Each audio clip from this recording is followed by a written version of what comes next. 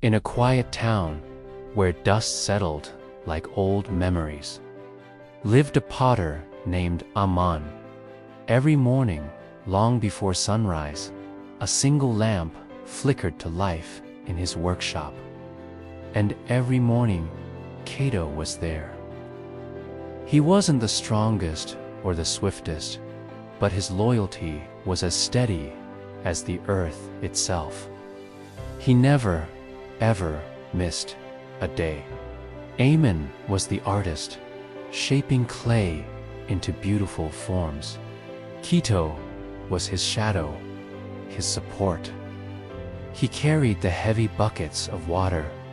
He carefully stacked the finished pots, and he swept away the day's weariness long after everyone else had gone home. It was slow, backbreaking work, but Cato stayed until the very last sliver of light faded from the sky.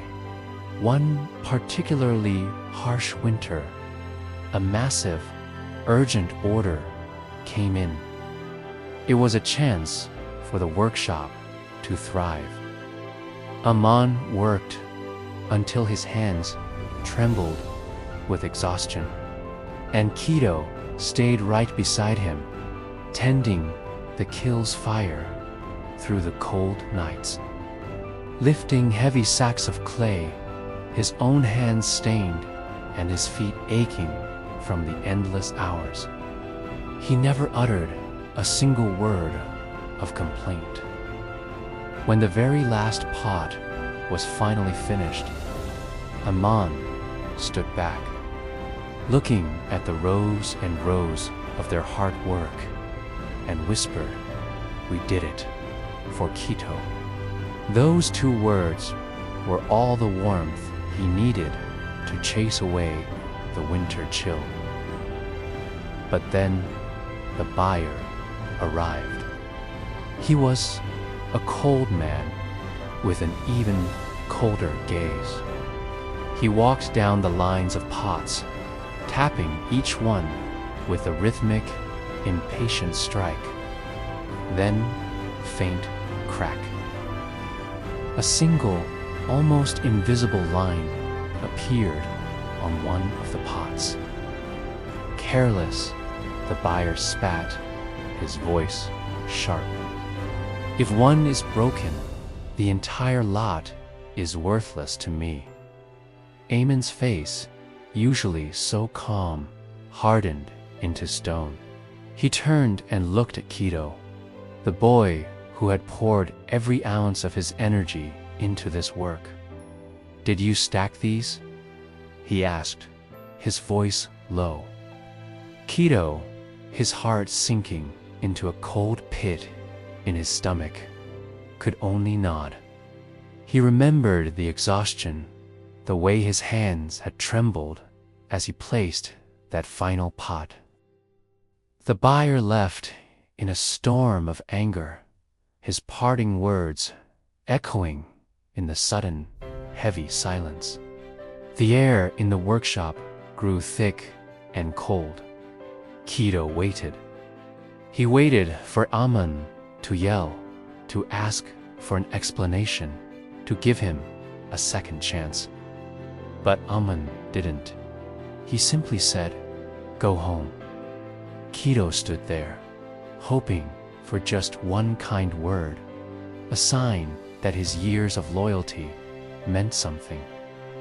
But all he received was silence.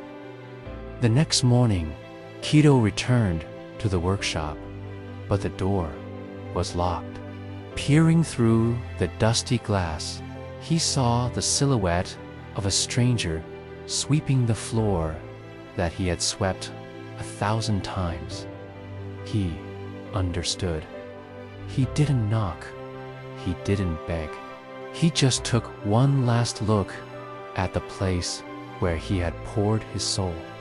And then he turned and walked toward the open road with nothing but the clothes on his back.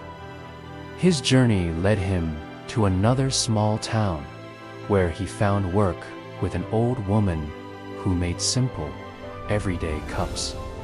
She had very little to offer him, but at the end of his first day, she looked at the neat stack of his work and smiled a genuine, warm smile. "Thank you," she said softly. "You helped this place breathe."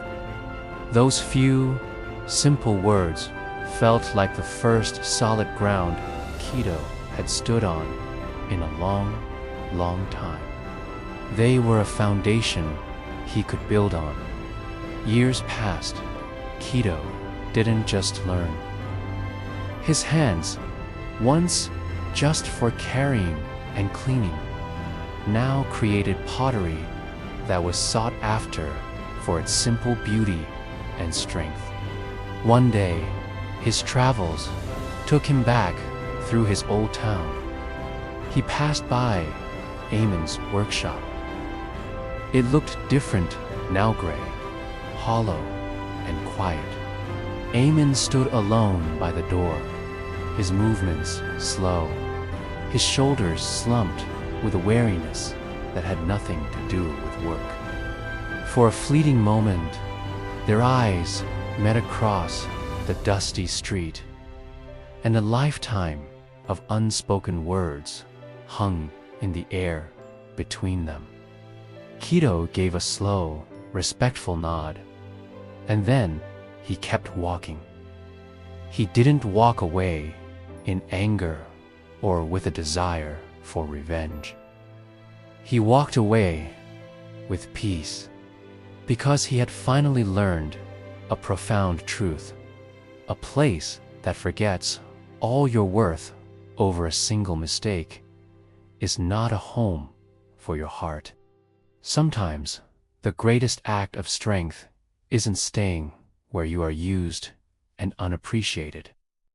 It's choosing to build your life in a place where your effort is seen, your mistakes are forgiven, and your presence is truly deeply valued. Thanks for watching.